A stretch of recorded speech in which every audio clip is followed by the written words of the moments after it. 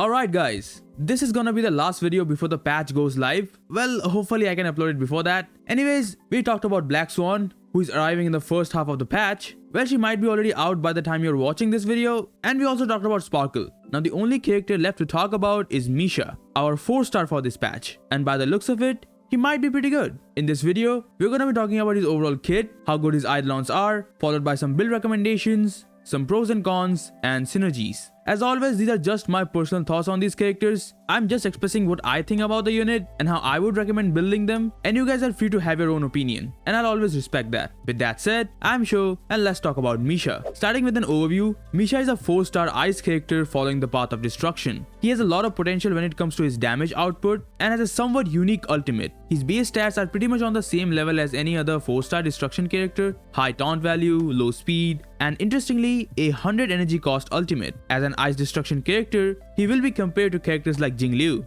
but given his kit, I think he can hold his own with the 4-star roster of this game. Looking at his traces, his basic attack is whatever, deals ice damage to a single enemy, the usual stuff. His skill is a blast attack, dealing ice damage to the main target and minor damage to the adjacent ones. But this also increases the hit per action for Misha's next ultimate by 1 hit. Now you'll understand this more with his ultimate, so let's look at that. Misha's ultimate is pretty similar to Argenti's ultimate in some aspects. Like, you know how Argenti's 180 cost ultimate has 1 big AoE hit and then 6 random single target hits that can just land on any target on the field, but if there is just 1 target, then all those 6 hits just lands on that 1 target. Misha's ultimate has 3 hits per action by default, where the first hit will deal ice damage to a single enemy and you can choose this enemy, then the rest of the 2 hits will just land on random targets on the field. And now when you recall back to his skill increases the number of hits per action by 1, and at max you can hold up to 10 hits per action, where the first hit can be targeted but the rest are just random. Of course, if there is just 1 boss, then all those 10 hits will just land on that 1 enemy. Also, just before each hit lands, there's a 20% chance to freeze the enemy for 1 turn. And you guys know what freeze does, so I won't go deep into that. Also, after his ultimate is used, the hits per action will go back to the original count, that is 3. Now his talent, which again increases his ultimate's hit per action by 1 whenever an ally uses a skill point, and also regenerates him 2 energy. This will help with getting a high hit count before his ultimate for maximum damage. Lastly, his technique creates a dimension that lasts for 15 seconds, which inflicts dream prison to the enemies and stops all their actions. And when entering battle, Misha's hit per action is increased by 2,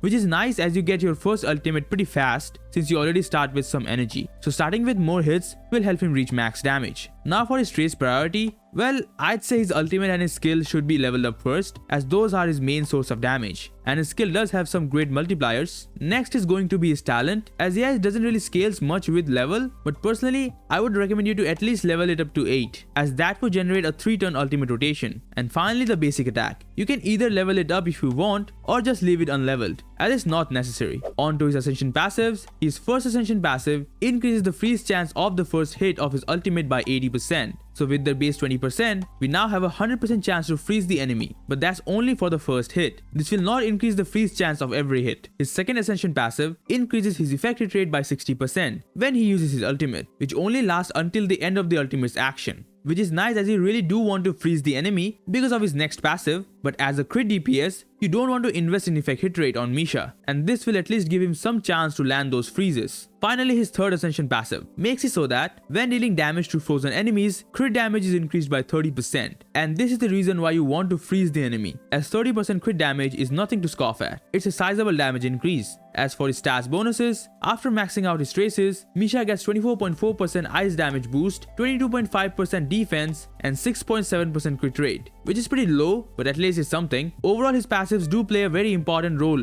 on his damage output. All 3 targets the perfect areas of his kit. After that, let's talk about his Eidolons. Since as a 4-star, you can still aim to get some of them. His E1 increases his ultimate hit per action by 1 hit for every enemy on the field when using his ultimate, up to a maximum of 5 hits. Now this is really nice, but it only reaches max hits when you're using some kind of energy generation support like Ho Ho or Tingyun, and I'll discuss this in more detail in the rotation segments. His E2 makes it so that before each hit of the ultimate lands, there is a 24% base chance of reducing the target's defense by 16% for 3 turns, which is extremely low, especially when we're not going to be building any effect hit rate on him. The only chance you have is from his ascension passive 60% effect hit rate, and maybe some random relic rolls. so I wouldn't be super reliant on this. His E3 and E5 increases levels as usual, which for a DPS like him is great as it increases his damage. His E4 is a big one. It increases the damage multiplier of each hit of his ultimate by 6%, which is pretty huge. As if combine this with his E3, which gives him 2 levels of his ultimate, so at level 12, we're looking at about 710% damage multiplier with max 10 hits. Now granted it's random, but if there is a single enemy on the field, then this ultimate is gonna hit hard. Lastly, his E6, when using the ultimate, increases his own damage by 30%, lasting until the end of the turn. And the next time the skill is used, it recovers 1 skill point for the team. Now sure, the first part of this is nice. Some damage increase is always appreciated, but the second part is pretty whatever. Like sure, this will make your other teammates skill more, which will give Misha more hits, but you have to keep in mind that the max is just 10 hits. And he already gets close to that with a proper SP neutral team. And when you add his E1, he's pretty much always reaching max stacks, even with a SP positive team. So getting more SP is kind of waste at this point. Sure, it can help in other situations than Misha's ultimate, as it can help his other teammates with their SP needs, but for Misha himself, this is just an okay Eidolon. Overall for me,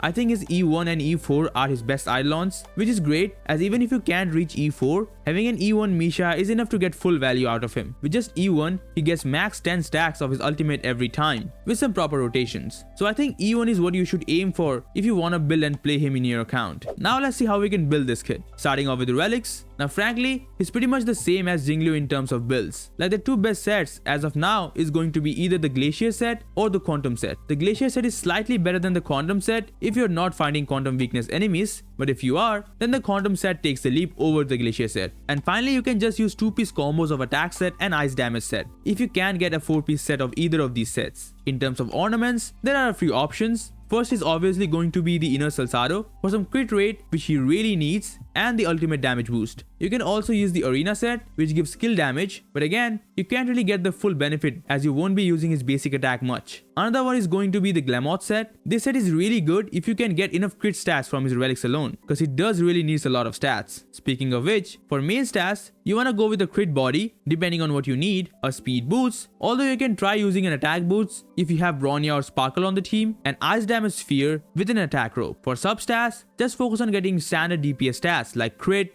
attack and speed. It's pretty simple. Build him just like you would build a C0 Jingliu. And that's it. For his Lightcones, well, you guys can already guess what's gonna be the best. Yup, it's the Fall of an Eon. It's an insane Lightcone and you can get it and S5 it for free. At max stacks, it gives 64% attack. And through all my calcs I've done, he scales really hard with attack, so any Lightcone that gives a ton of attack is great. The only other 5-star Lightcone that I can somewhat recommend is going to be Clara's Lightcone, but it's not that good, at least at S1. For 4 stars, there are a ton of options. We have Under the Blue Sky, which at S5 becomes our second best option because of the huge amount of attack and crit rate it provides. Similarly, the most Welcome You Lightcone is also pretty close to Under the Blue Sky. Here you can only get 2 stacks most of the time as you don't really want to use his basic attack, but even with 2 stacks, it's great. A Secret Vow and Wolf Walk Time are just whatever options. You can use them if you don't really have any other options. Lastly, the Battle Pass Lightcone, Nowhere to Run, can be a nice attack statistic if you're buying the Battle Pass. Just like any of my other videos, here's a simple damage chart comparing all the Lightcones that I just mentioned. As I just explained, Lightcones with high attack stats are gonna be at the top, specifically if they also provide crit rate, like Under the Blue Sky. Overall, if you really wanna invest in this character, then I'd suggest to go all out and give him the Fall of an Eon for maximum damage. For his rotations, I already hinted it when I was talking about his Eidolon. Generally, you wanna go with a 3-turn ultimate rotation with 3 skills. This is only possible even without any kind of energy stats because of his talent, which I would highly recommend to at least level 8 it, because before that, you would get a bit of RNG. In terms of how many hits you can get for his ultimate, at E0, you will consistently get 9 hits for every one of his ultimates. You will opt for a SP neutral team, where Misha himself and any one other ally is using skill each turn. So with 3 skills from him and 3 skills from his ally will give you a total of 9 hits and a bit of energy to finally fill his ultimate. Of course, if you get his E1,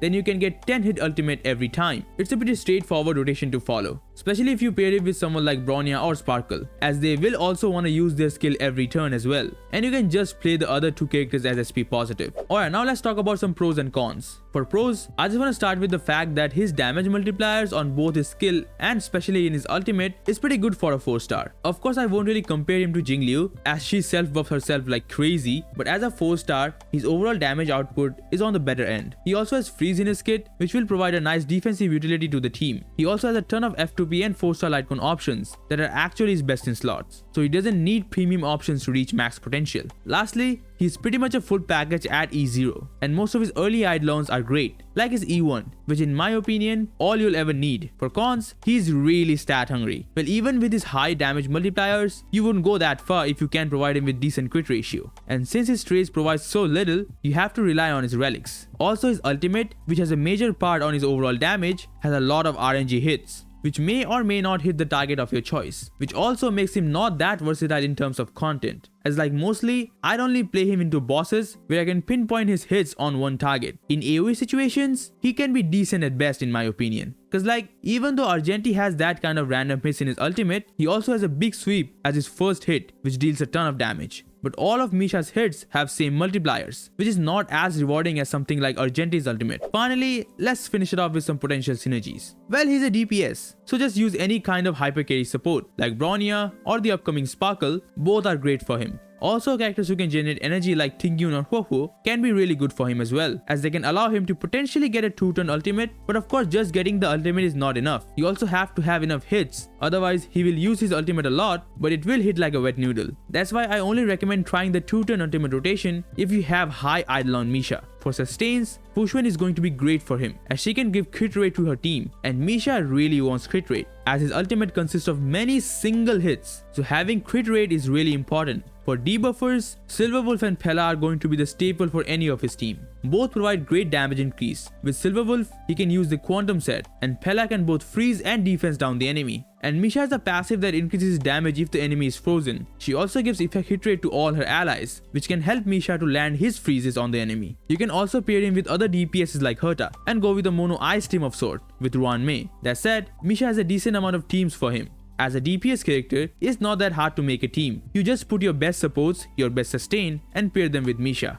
For a potential sub-DPS role, I can't really say much right now, because for that, we need to wait for his actual release to properly test him. Overall, Misha is a decent character who can be worth building if you want to try some 4-star comps. He doesn't really need any of his Eidolon to perform well, so you can experience his full kit even if you only have just one copy of him. Of course, if you want to play the best teams, or you already have Jingliu, then he might not be that impressive for you, but if you like him and want to try some teams with him, at least now you know that building him is not a waste. And that's gonna be it for Misha. Thank you very much for watching. If you found this video helpful, drop a like and subscribe for more content like this from yours truly. Hopefully this video comes before the new patch, and if it didn't, and if you're watching it in version 2.0, then share how your Black Swan pulse went. Thanks again, and I'll see you guys in my next video.